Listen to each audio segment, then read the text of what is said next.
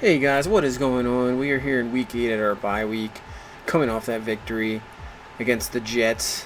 And as you see, first off, we have an injury decision with Anthony Levine. Um, Looks like he's not ready yet. His awareness goes down, injury strength. So pretty easy decision, I think. We're just gonna continue to start Jordan Lucas as the backup. Let Levine rest up even more because Lucas has played pretty well. So now we're going to look at some scouting. Wide receiver Kevin Buckner from Nebraska. B catching is pretty good. B spectacular catch, late first rounder. And then we're going to make the big move here. We're going to go get Melvin Gordon from the Chargers, who's kind of been just sitting on their bench. They're starting Danny Woodhead. We're looking for more running back production. We're going to give him a shot. It's only his second year in the league, so I think with a shot he could be very productive, and that's what we're going to do. We're just going to make them starter right off the bat. With that, we will then ship Justin Forsett to the Colts for a 5th and 7th round pick. So really, didn't really give up much for Melvin Gordon there. So now we're looking at the league standings. Actually, we're sitting in first with the Bengals at 3 and 4, the Steelers are 3 and 4, and the Browns are 2 and 5. Surprising Steelers. We'll head over to the South. The Jaguars are 5 and 1. Wow. Titans 5 and 2. Texans 3 and 4. And the Colts are 1-5 and 1. The AFC East, the Patriots leading the way, 5 and 2. The Dolphins 4 and 3. The Jets 2 and 5, and the Bills are 2 and 5. The AFC West, the Chiefs are leading with 4 and 2 record. The Broncos are 4 and 3. The Raiders 3 and 4, and the Chargers are 2 and 5. We'll head over to the NFC North. The Vikings are 5 and 1. Packers 4 and 2. It's a loaded division there with the Lions 4 and 2. The Bears are 1 and 6. In the NFC South, the Bucks are 4 and 2, the Panthers are 3 and 3, the Falcons are 3 and 4, and the Saints are 2 and 4. So we'll head over to the East. The Cowboys at 4 and 2, the Eagles 3 and 3, the Giants 3 and 4, and the Redskins are 3 and 4. And then the NFC West, the Cardinals at 5 and 2, the Rams at 4 and 3, the Seahawks 3 and 3, and the 49ers are 2 and 5. Now in the AFC, the Jaguars and the Patriots have the top 2 seeds at the moment. We are sitting at the 3 seed because the Titans are a wild card. In the NFC, the Vikings and the Cardinals have the 2 seeds. And then you got the Packers, the Buccaneers, Cowboys, and Lions. Now we're going to look at the statistics here through 8 weeks. Joe Flacco, 88 yards, 12 touchdowns, 5 picks. Obviously, the rushing stats going to be a little different. Melvin Gordon's now going to be our guy here, so hopefully we can get a little bit more production in the running game. The receivers have all been solid. Ben Watson leading with 30 catches, Steve Smith 26, Perryman leads the team with 5 touchdowns. And on defense, Mosley leads with 51 total tackles, and Terrell Suggs with 3 sacks. Really hasn't been very productive in the sack department. We got to get more production there for sure. And only 4 interceptions. And Tucker is 12 for 13 on the season. So now we're going to look at the total league leaders. We'll go start with passing. Matt Ryan leads the way with 2,086 yards. Brady and Dalton and Roethlisberger right behind him. And touchdown passes, Matt Ryan, Tom Brady. Alex Smith having a solid season with 16 and 5. And you can see Roethlisberger, 14 touchdowns, 1 interception.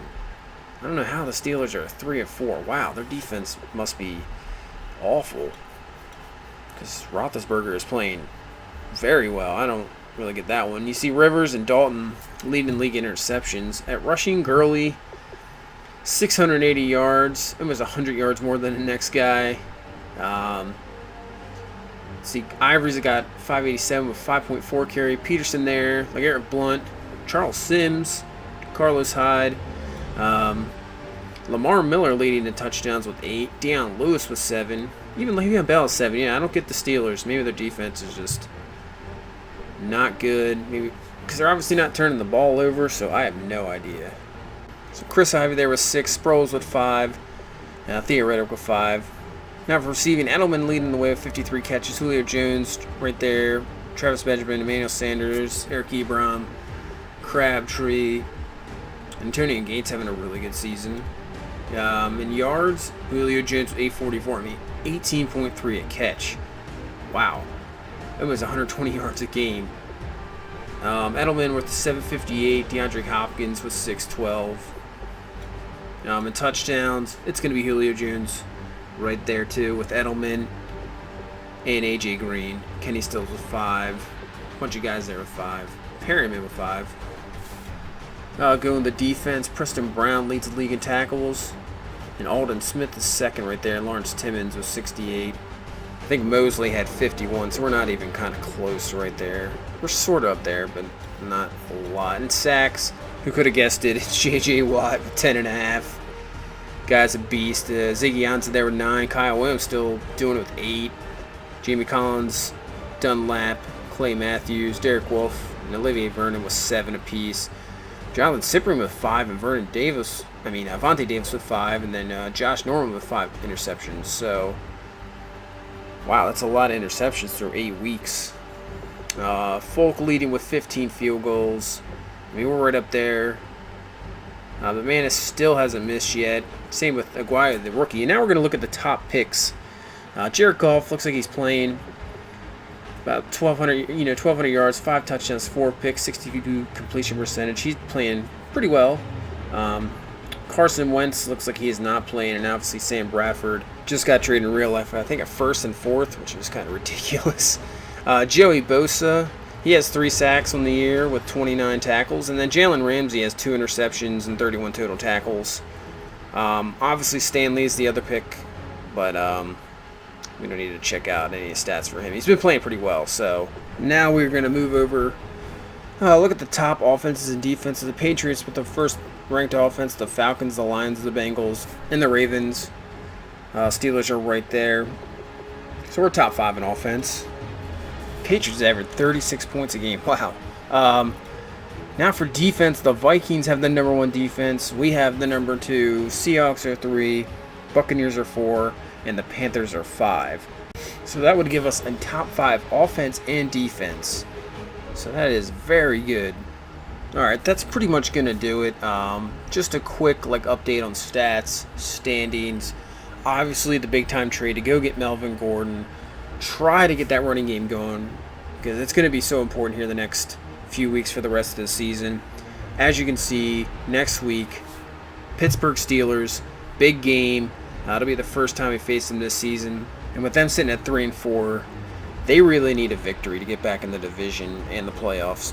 Alright guys, well thanks for watching. If you liked the video, please leave a like and subscribe. And let me know what you think about the Melvin Gordon trade. If you didn't like it, if you thought it was a pretty good trade. Alright, well we will see you in Week 9 against the Pittsburgh Steelers.